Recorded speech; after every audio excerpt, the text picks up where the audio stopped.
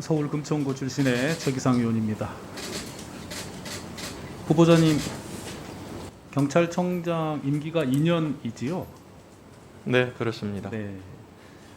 오늘 후보자로서 14만 경찰관들 수장이 될 자격이 있는지 국민들께서도 큰 관심을 갖고 계십니다. 좀 당당하게 정확하게 답변해 주시길 부탁을 드립니다. 네, 알겠습니다.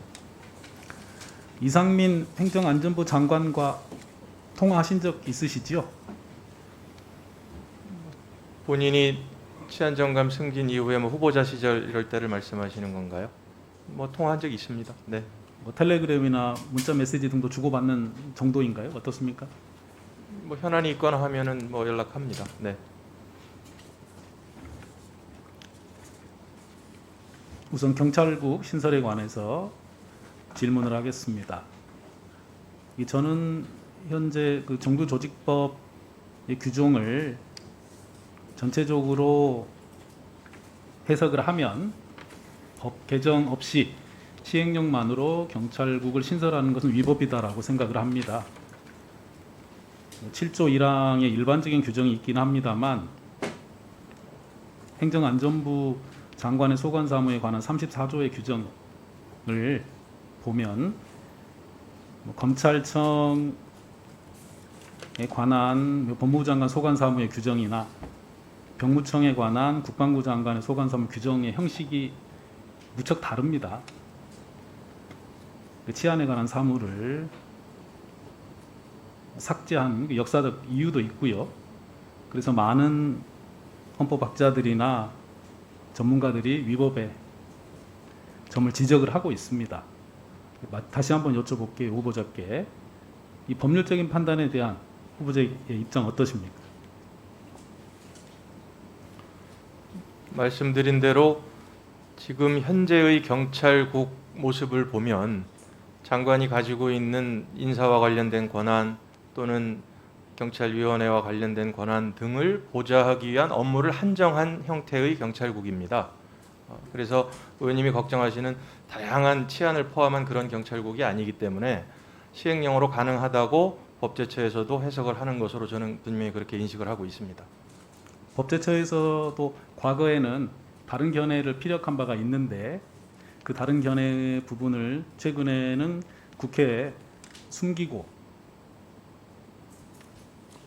있다. 이런 비판도 최근에 언론에 나왔습니다. 보신 적 있으세요? 네, 언론 보도는 법제처의 해석이 다 맞는다고 보지는 않으니까요. 언론 보도를 본 적이 있습니다. 알겠습니다. 다음 부분 우리 경찰서장 회의 관련한 부분에 대해서 질문을 좀 하겠습니다. 전국 경찰서장 회의가 개최되기 전에는 후보자께서 회의 결과를 가지고 나중에 한번 얘기를 들어보자 이런 입장이셨어요. 맞습니까? 네, 그렇습니다. 그런데 돌연 회의 개최 당일날 입장이 바뀌었습니다. 그래서 그 이유를 질의를 했더니 서면 답변을 이렇게 해오셨어요. 숫자가 많이 모였다. 그리고 실명 화분이나 장애 응원이 있었다. 이런 이유도 있고요. 나중에 입장문을 발표할 가능성이 있었다. 그래서 언뜻 보이기에는 이 정도 사유 가지고 입장이 번복되는 것을 수긍하기 어렵습니다. 저는. 그래서 혹여 이 과정에 행정안전부나 다른 쪽으로부터 연락을 받으신 게 아닌가 이런 의심을 좀 드는거든요. 어떻습니까? 그렇지 않습니다. 당일날 말씀 주신 그와 같은 내용들이 위법으로 변질될 수도 있겠다는 우려들을 참모들 회의를 통해서 있었기 때문에 그걸 근거로 판단을 하게 된 것입니다. 맨 아래 보면 집단 행동으로 비춰도 고발당하는 경우 수사 대상이 될 우려 경찰 조직과 해당 총경들을 보호하기 위해서 예방적 차원에서 했다. 네. 글쎄 이 경찰 조직에서 총경 정도 되는 분들이라면 본인들이 현재 하고 있는 행위의 의미나 파장은 충분히 예측을 할 수 있는 분들일 것 같아요. 네. 그분들은 어떤 측면에서는 그런 부분을 감수하고서라도 경찰의 중립성과 독립성을 지켜내겠다는 어떤 결의를 다지고 있는 건데 후보자께서 이런 이유만으로 갑자기 입장을 바꿨다라고 하는 것은 오히려 총경들이나 전체 경찰관들을 모욕하는 게 아닌가 이런 생각도 듭니다. 어떠세요? 저는 당시 청장 직무 대행 입장으로서 조직의 중추적 역할을 하는 다수의 총경들을 보호해야겠다는 분명한 입장이 있었고요. 그런 판단은 참모들과 논의를 통해서 이런 법적 우려가 제기될 수 있겠다 하는 게 근거가 된 것입니다. 그 참모들과 회의했다는 자료나 구체적인 근거가 좀 있으신가요? 제출할 수 있습니까? 당시 이거는 뭐 회의 자료를 남기는 그런 회의는 아니었습니다. 네, 알겠습니다. 오른쪽을 좀 볼까요? 회의를 열지 말 것을 지시할 수 있는 규정이나 근거를 여쭸더니 일반적인 규정을 얘기를 하세요. 국가공무원법 66조나 국가공무원 복무규정 등을 얘기를 하시는데 이번에 많은 언론에서 지적한 것이 과거 검찰의 수사기소 분리 관련한 검사들 회의 관련한 걸 많이 비교를 합니다. 그때는 검찰의 수뇌부들이 검사들 회의를 지켜준 셈이 돼버려요. 이렇게 되니까 검사들한테도 이 국가공무원법이나 관련 규정은 똑같이 적용될 건데 문제가 안 된 것은 결국 검찰 수뇌부에서 그 검사들을 지켜줬다고 보여지는데 오히려 후보자는 본인의 조직인 경찰관들을 지켜주지 못한 결과가 됐다고 저는 판단을 합니다. 이에 대한 입장을 한 말씀을 해보세요. 언론 보도 등을 통해서 저도 접했습니다만 검사들의 그 회의 그 절차나 이런 내용과 저희 이거를 직접적으로 비교하는 것은 좀 다른 부분들이 있기 때문에 어떤 다른 부분이 있습니까? 제가 보도를 통해서 확인한 바에 따르면 아마 그쪽 회의에 대해서는 내부 규정 같은 게 미리 마련이 되어 있었다고 저도 보도를 보고 알았습니다. 내부 규정이 없어도 후보자가 충분히 지켜 예. 그런 필요한 부분에 대해서는 추후 검토를 통해서 저희도 규정 같은 걸 마련하는 것을 한번 검토하겠습니다. 네. 네, 서울 금천구 최기상 의원입니다. 오전 주지르 관련해서 다시 한번 확인하겠습니다. 전국 경찰서장 회의 한날 7월 23일입니다. 당일날 그 해산 지시 명령을 한 부분 그리고 유사명 총장 대기 발령을 명한 그 부분 관련해서 직전에 이상민 행정안전부 장관과 전화 통화하거나 연락하신 바 있습니까? 없습니까? 없습니다. 전혀 없습니까? 네. 행정안전부 관련자들과 통화하거나 연락받은 바 없으세요? 네, 없습니다. 네. 뭐 많이 회자된 질문입니다만 경찰청장은 행안부 장관의 부하입니까? 아닙니까? 표현이 참 묘하긴 한데요. 어쨌든 소속 장관인 거 맞습니다. 부하입니까? 아닙니까? 국민들께서 아시기에 속 시원하게 답변해 주시죠. 그렇게 단도직입적으로 물으시면 아니라고 답변하겠습니다. 네. 아니라고 답변하셨네요. 네. 과거 법무부 장관과 검찰총장이 수시로 연락하거나 협의하거나 이런 얘기 들으신 바 있으세요? 과거에? 제가 그런 부분까지 뭐 관심을 가지진 않아서 잘 모르겠습니다. 네. 이 법무부 장관과 검찰총장이 인사 관련해서 만나는 것도 기사가 되곤 했습니다. 얼마 전까지. 그만큼 아마 서로 관계가 연락을 주고받거나 협의하거나 이런 부분에 대해서 국민들께서 걱정하는 바가 컸기 때문에 그러지 않았을 거라고 보여지는데요. 그래서 행안부 장관과 경찰청장 후보자가 연락을 주고받았다라는 부분이 적절하진 않아 보여서 말씀을 드려봤습니다.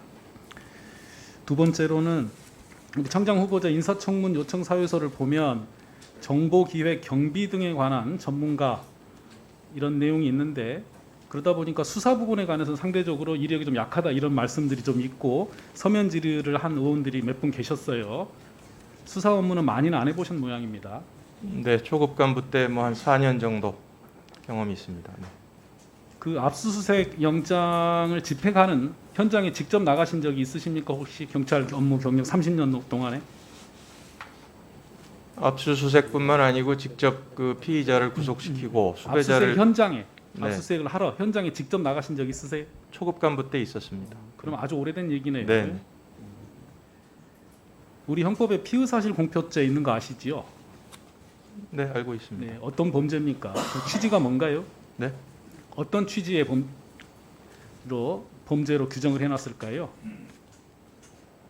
제가 법조항을 정확히는 지금 기억을 못하지만 이제 어떤 기소가 되기 전 그 피의자의 어떤 인권 존중이랄까 뭐 이런 걸 해서 명백하지 않은 것이 사전에 어떤 이렇게 공지되는 것을 하지 말라 뭐 이런 취지 정도로 이해하고 있습니다. 네, 우리 헌법에는 무죄 추정의 원칙이 있지요. 네.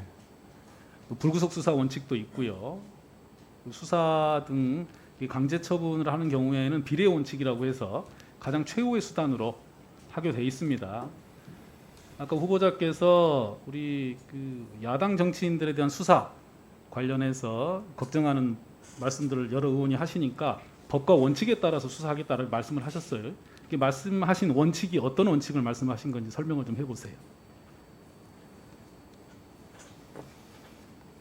구체적인 수사 부분에 대해서는 뭐 저는 청장이 되더라도 사실 구체적인 수사에 관여할 법적 근거도 없고 사실 그럴 생각도 전혀 없습니다. 근데- 그렇더라도 네. 우리 헌법 원칙이나 형사소송 원칙을 위반한 경찰 관계자들에 대해서는 책임을 묻거나 네. 필요한 조치를 취하는 게 맞지 않을까요? 네, 그 부분은 의원님 지적에 동의합니다. 예. 아까 다른 의원도 설명을 하셨는데요. 그 민주당의 그 이재명 의원의 그 부인 관련한 수사에 관련해서 언론 기사가 났습니다. 경찰이 이례적으로 기자실을 방문해서 수사 상황에 대해 들려줬다.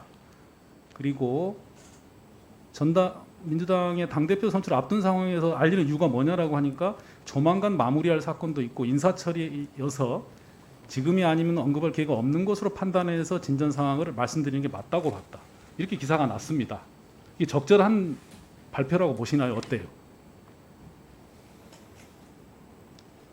제가 아까 사실은 쉬는 시간에 이제 그 부분에 대해서 한번 이렇게 확인을 좀 시켰었습니다. 그랬더니 아마 해당 그 청에서는 이게 이제 어떤 공소시효와 관련된 부분이 있어서 아마 그런 얘기를 했다 이렇게 지금 저한테 보고를 해서 제가 확인을 한 사실. 피의사실 공표죄에 해당될 가능성도 있는 내용입니다. 그리고 우리 헌법 원칙과 형사소송법 원칙이 어긋날 수 있습니다. 이런 부분은 후보자가 현재 또 직무대행 신분이시기 때문에 엄중히. 네, 의원님 지적해 주신 대로 돌아가서 한번 면밀히 그런 부분을 살펴보도록 하겠습니다. 네. 후보자님, 김순호 경찰국장 추천 관련해서 질의하겠습니다. 우리 경찰의 현재 전국적으로 치안감이 몇 명 정도 됩니까?